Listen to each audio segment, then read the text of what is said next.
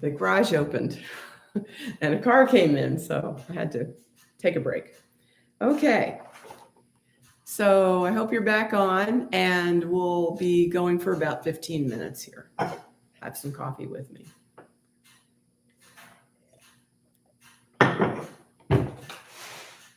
So I was explaining that the owl sculpture is coming along, and when I get to really concentrating on it, I really measure, and then I've done some major adjustments. And so I'm still not completely sure that this is where the feet are going to end up. I've got my diagram, and I have a hole here. It's hard to see, but I've measured from my diagram to say the front of the front leg. Let's do that. And it goes right there. So even though it might look a little strange in some ways, there's more that's going on that I need to measure, maybe bring this toe up and just different things that'll give me that view. And by the way, these are patterns, pre-designed patterns that I have in a booklet for sale at learnsculpture.org. It's $5, and when I'm all finished, I'll update the booklet for no charge if you already purchased it with new views. First, we'll have the views of before I add the feather detail. These are just the basic shapes.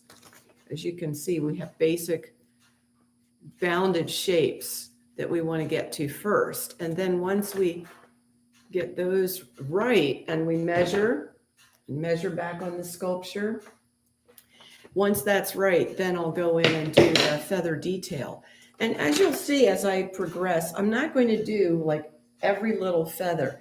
I'm going to create sort of a sense of the feathers, because when you look at the bird, and I don't know if you can see my pictures from here, but if you can look at some barn owl videos on YouTube or barn owl pictures, you'll kind of get the sense that their feathers are very soft and not chop, chop, chop every little line. And there's a video on our site where Chuck Oldham demonstrates how to do patterns and textures. And I would take some advice from, it's almost a cross between feathers and fur for a barn owl, especially because their feathers are so soft, just real downy. So here we go, we'll continue. And I was talking in the video before I was cut off about how I had to make some adjustments to this face so that it would match the patterns, because the patterns are, this is a flip of that. It gives an accurate view, as well as this view shows the skull inside the head, so you can get an idea of what that beak would look like if it wasn't covered with feathers. And then the front face view. And that X is where I take my tool, my calipers, which are these adjustable, and I measure different parts of the face from that same face point. And on my sculpture, I put the point here, and then I measure down from there. So I will be adding more to the booklet, that the sculpture project guide, I call it. And you can find that at learnsculpture.org. And the nice thing about it is it helps you, if you want to work alongside me, get started. And you can also do it in 50% life size. So this way, you could try a small one, especially if you don't have a lot of clay. So this is what the cover looks like right now. But it's a downloadable PDF book that you can print out from your, just a regular printer. And then that gives you a place to start. And the 2 additional projects we're going to be starting very soon. Even if I don't finish this in front of you completely, I might finish it a little bit at a time and put it in another video for you. But I'd like to do the demo from start to finish of, we're going to do an iguana because we had a lot of requests for that. And then we're also going to do some Gamble quail. And I've got a lot of source material for Gamble quail. They are a cute little bird that has a little kind of head decoration that comes out, and they are very common here in Arizona where I am. I have a bird feeder, and they love to congregate at the bird feeder. So we'll do a sculpture of something I have really good reference for. And I mean, if you're thinking, oh, I'd like to do a sculpture of my dog or cat or some animal that you have that you can really reference and look at over and over again. You can take a lot of pictures. You can take all the different views. And if you have something like a small animal, especially, of course, it doesn't matter the size if you can get the clay. But if you have a small animal, you can actually measure your poor little pet, the length and the width and the height, and just take measurements, or even photograph your pet at the same distance, and then take measurements of your pictures, print them out, and then measure. And then so put a block of clay in front of you and start to measure what you've done there, and make sure that all your views are from the same distance. And you will be shocked at how well you can do if you do that measuring. I have a question. Ryan, thank you. Oh, well, we don't use water-based clay, Ryan. We use oil-based clay, and this does not dry out. And as a professional sculptor for 30 years, it would have been really difficult to do assignments if we had clay that dried out. So this doesn't dry out. This is just very hard. And then in front of me, I have, this is extremely hard clay, and I have a way to heat my clay, and I'm not even going to touch it with my bare hands because it's kind of hot. I put a glove on, and you can see it's real malleable when it's warm. So you can just, do all that, and you can build up your sculpture. And I keep my clay warmed here. I have a crock pot down below me, and I just keep it warmed right here if I need it. And right now, I've got most of the mass in place. Hi, Gold Rush. Yeah, and go ahead and go to learnsculpture.org, and you will find the source of this type of clay. It's from a company known as Chavant. And I also list where I get my tools. We used to make our tools, but now there's so many options. The tools I have right here are called rifflers. I'll hold them still so you can see that. And they have these little cross cuts. They're almost like a woodworking tool. And when I've got most of my mass in place, and I also use a tool like this, that's considered a wax tool, but you can get those at sculpturedepot.net. If you go to learnsculpture.org and you find our frequently asked questions page, you will find where you can get and buy these different tools.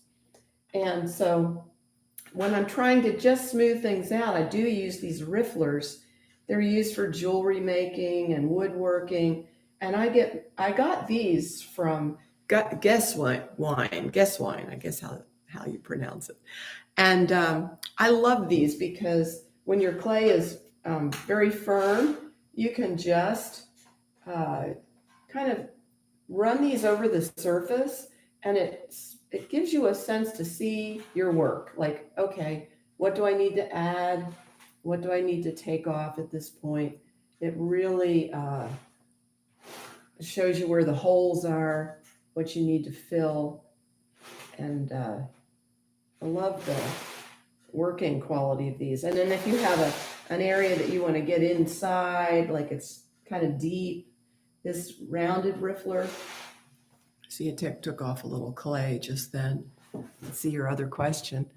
Yeah, it's interesting because Ryan said he needs to get some of this clay. Chavant is the company that produces this clay. It's non-toxic. It's sulfur-free. That means you can put a metal armature in it if you want to. But the cool thing about this, it's such hard clay that you can carve it. I mean, you saw it's soft if I'm heating it up. This is a plate warmer that I found that is great for heating up the clay, as well as my crock pot on low or on warm. But The great thing is you can carve it. Um, and so these rifflers are like wood, almost like woodworking, and it won't dry out, and you can make big changes if you want to later on. So say you did something in water-based clay, which is wonderful to work in, but you can't make major changes if you look at it later and go, oh, I wish I hadn't done this or done that, unless you keep it moist. It's just not as easy. So when we were in the business of making things for the gift and collectible industry, we had to use this kind of clay because you would take a piece in and you would sit it there and they'd go, oh, we want the arm over here. And it's, a lot of these models were small. There was no way they could have been easily done in water base. And then what we're going to do, like, okay, one of the neat things about water base is you can take a brush and brush your forms. Well, you can also do that with the oil-based clay, and you just use something like alcohol with the brush, and you can do almost the same thing. Actually, I feel like you've got a level of control with the oil base. Oh, I was going to say, Chavant used to produce for the car making companies back before they had computer aided design, CAD. They would make a full size car with their clay. And then that would start the prototyping of the design. And then from there, they would actually create the metal parts that made the car. So they always started with clay in the old days, and oil-based clay made by Chavant. That's what I was going to tell you. Question? Oh, hi, Al. Oh, goodness, great. Al says that oil-based clays are more forgiving without question. I mean, okay, suppose I said, oh, I just want to take this head off and now move it to look in a different direction. I can use these kind of tools, and I can, like, here's one that's a little heavier. It's like a cable. I need to replace that with a new one. But you just, go like this, and you saw back and forth with your cable, take off the part. You can use a heat gun to heat up the surface where you just cut it, get it soft again, kind of like I've got my soft clay here and my heating on this heating tray, and then just join the parts again and you're good to go. So if it was water-based and it dried out, a full-size cat, did you see that on Al says a full-size cat? Well, we had a full-size cat. We ended up selling it at Loveland years ago, and it's on the website learnsculpture.org. But here's another thing. You use this clay, you make something, you make a mold on it. Now you cast that mold in plaster. Now you have your plaster model. And I'll show that process as we go forward in our live streams. But what you can do then is just cast more, multiple models in your mold. Now you can take this clay, melt it down, and make a new sculpture. You don't need to go get more clay. So you don't need to keep your original if you have a cast of it. And that's another thing back in the day, we had so much clay, and then we'd get another assignment, like, okay, make a figurine of something, or a carousel horse. I cannot tell you how many carousel horses we made. But you just take your clay and you cut it up or melt it or soften it again and make something new with it. So it's really easy. Natural clay, this is natural clay, but oil is used to bind it. It is clay from the ground. It's just instead of water, it uses oil. So anyway, go ahead and learn. When I'm done here, take a look at learnsculpture.org, and I put a life-size rooster that Chuck made in clay. The clay version is on the homepage of that website. That's an example. And when he was done making that, he put a mold on it, a rubber mold, cast it in plaster, and then we just heated that clay again and made something else. So Oh yeah, they were. Al saying carousel horses were all the rage. Not at this live stream, but at another one. I'll bring in some of the ones that I still have that we did. We did carousel horses for Franklin Mint, for Lenox, and mostly for those two companies, and then one for Hamilton Collection. And your grandmother might still have one of them in a glass case somewhere. Who knows? But no, it's okay. I like the questions because actually what I do is after we're done here, the sun will stream in here and I won't be able to see. But later on this afternoon, I'll come out and do a little more work. And as I was telling everyone, it's really hard to see from here, but I've got this thing on this turntable. When I'm all done, not this one, probably this one, I need a new wire on here. I'm going to cut it through on the bottom, take it off, put it off to the side, and then I'll start working on this surface. I just got a new turntable that just sits on this surface. That way you'll be able to see my work as I do close up, because I can't do a live stream and do close up at the same time since I'm not at the video. I'm not at the other end. Oops, not at the other end. So what I'm going to do is try to get this finished up to the main forms, really perfected that way, not any detail yet. Take pictures, integrate them into this guide. So now you've got an even more clear view of what to measure if you want to try to follow along with that, or at least get the idea of how it all works, why I measure, what's the ultimate reason, and what's the end result of doing that measurement. So let's see if you have any other questions. Not at this time. I'm going to say goodbye for this morning and then start. I have a little bit window of time before the light comes in at me. And then I'll be here on Wednesday morning and let's see how much more I can get done. But meanwhile, I'll add some pages before that to the sculpture guide. It's at learnsculpture.org. It has both the life size, which I'm working in, as well as the 50% size in case clay is limited. I mean, clay is kind of expensive. So, I wouldn't expect everyone to run out and spend a whole lot of money on clay and tools. But I put the links to where I get these different tools, like this Riffler, which is really great when you're just, into the smoothing of forms. Here's another view of the other one I love.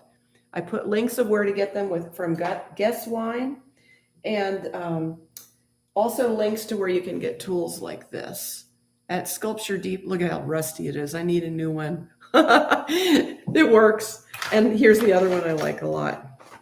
These are old.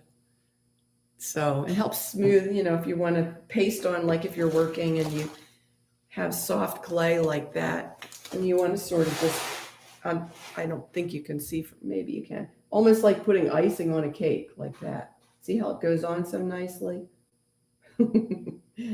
So I don't know if that's exactly where I want that, but I just want to demonstrate how that got on there so easily. Then you can smooth it with your fingers if you want. And then the Riffler tool, once it hardens, I'll go back and just kind of smooth that out. So let's see how far I can get, and send me your questions in the comments. I'll be glad to try to answer them. And we'll see you. Let's see, what time is it? Yes. My time is up. So I'll see you all on Wednesday morning. Get some coffee and get some clay. All right. See you later, guys.